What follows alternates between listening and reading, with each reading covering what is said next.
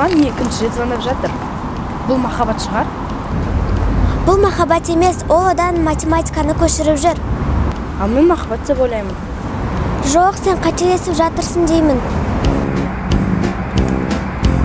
Руслан мені ұнатып қалған сияқты. Көшіруге бергеннен соң ол сенімен сөйлесіп жүр. Сен солай ойлайсың ба? Тыңдама оны. Ол сені жақсы көреді. А ол сені жай ғана қызғанып жүр.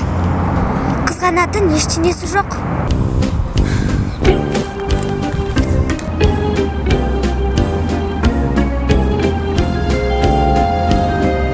Шоколад Русланнан.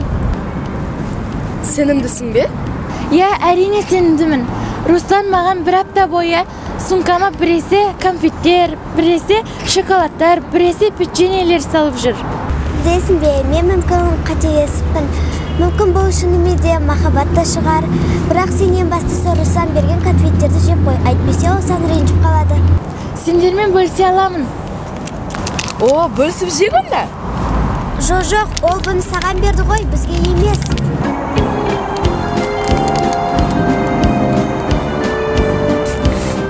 Не деген бақыттысың?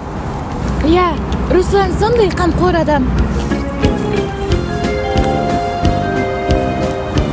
Сен бізде білсең ғой кімнің қамқор екенін. Тәттілерді мен сені сөмкене салып жүрмін.